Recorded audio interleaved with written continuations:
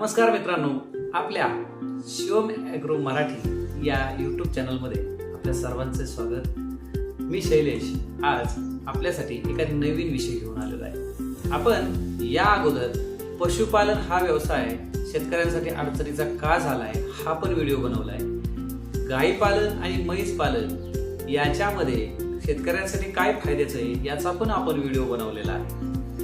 माहितीसाठी आपण डिस्क्रिप्शन मध्ये तुमच्यासाठी लिंक दिलेली आहे, त्यावर पण जाऊन तुम्ही ते जुने व्हिडिओ पाहू शकता। आज आपण या पशुपालन संदर्भामध्येच विषय घेतलेला आहे। पशुपालन जर गाई पालन आणि म्हैस पालन यामध्ये ज्या कष्टाच्या प्रमाणामध्ये शेतकऱ्यांना जो अल्प नफा मिळतोय त्याला पर्याय म्हणून आता शेतकरी शेळी पालन आणि मेंढी पालनाचा पर्याय निवडताना ग्रामीण भागामध्ये दिसतोय।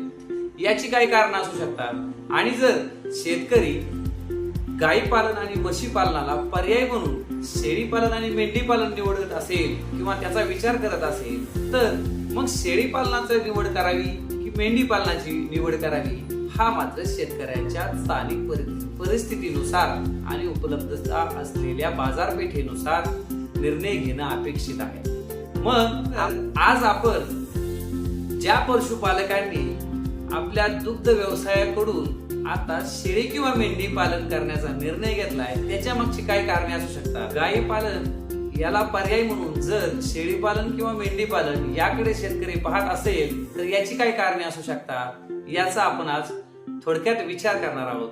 व्हिडिओ शेवटपर्यंत पहा, आवडला तर लाईक करा आणि इतर पशुपालकांपर्यंत पाठवा आणि चॅनलवर नवीन असाल तर चॅनल सबस्क्राईब करायला विसरू नका। मित्रांनो, आपण मागच्या व्हिडिओमध्ये पाहिल्याप्रमाणे एक गाई शेतकऱ्याला वर्षभर सांभाळण्यासाठी 12 महिन्यामध्ये शेतकऱ्याला तिच्यावर जवळपास 80,000 रुपये खर्च होतो। एका म्हशीला 1 लाखाच्या जवळपास खर्च होतो। मग इतके भांडवल प्रत्येक शेतकऱ्याकडे असेलच असं नाही। काही अल्पभूधारक शेतकरी आपल्या दारामध्ये 1 किंवा 2 शेळ्या पाळून घरगुती आपल्या दुधासाठी 1 किंवा 2 शेळ्या पाळताना आपण सर्रासपणे पाहत होतो।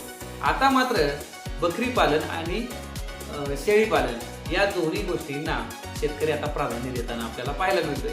मग त्याची काय कारण असतील त्याची जर आपण सुरुवात केली तर कमी भांडवलात सुरू होणारा व्यवसाय, कमी भांडवलामध्ये सुरू होणारा व्यवसाय, कमी चारा लागतो आणि बाजारपेठेमध्ये असणारी मागणी, मांसाचे वाढणारे दर यामुळे शेतकऱ्यांनी आता शेळी किंवा मेंढी पालनाला प्राधान्य दिल्याचं दिसतंय हे आपल्याला समजतंय। मग शेळी पालन करावं की मेंढी पालन हे दोन पर्याय शेतकऱ्यांपुढे ज्यावेळेस उपलब्ध होतात त्यावेळी स्थानिक परिस्थितीनुसार काही शेतकरी शेळीला प्राधान्य देतात आणि काही शेतकरी मेंढीला प्राधान्य देतात। महाराष्ट्रामध्ये पुणे आणि परिसरामध्ये बोलाईचं मटण खाल्लं जातं आणि बाकीच्या महाराष्ट्रामध्ये बोलाई आणि बोकड या दोन्ही प्रकारचं मटण खाल्लं जातं।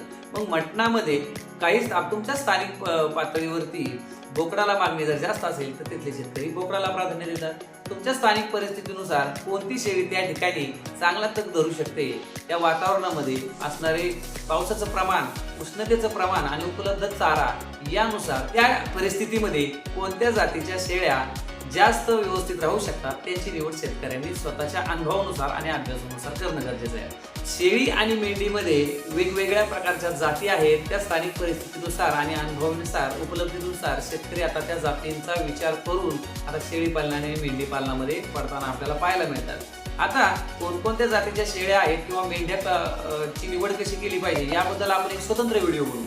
आज मात्र आपण पशुपालनामध्ये शेळी आणि मेंढीला आता शेतकरी का प्राधान्य देतात याचं आपण उत्तर शोधण्याचा प्रयत्न केला। तर मित्रांनो, आज आपण पशुपालनामध्ये गाई आणि म्हैस पालनापेक्षा आता शेतकरी शेळी आणि मेंढी पालनाला प्राधान्य का देतोय याची थोडक्यात माहिती पाहिली। आता पुढच्या व्हिडिओमध्ये आपण सविस्तरपणे स्थानिक परिस्थितीनुसार मेंढीची निवड करावी का शेळीची निवड करावी, शेळीची करावी तर कोणत्या जातीची करावी यावर सविस्तर व्हिडिओ बनवू। तर मित्रांनो, आजचा व्हिडिओ थोडक्यात बनवलेला आहे। त्याविषयी जर तुम्हाला आणखी माहिती हवी असेल तर कमेंटमध्ये नक्की व्यक्त व्हा। यावर सविस्तर माहितीचा व्हिडिओ आपण पुढचा व्हिडिओ आपण नक्की बनवू।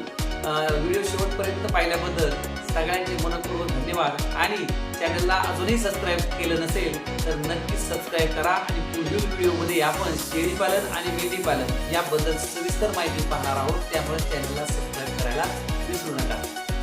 जय जवान, जय किसान।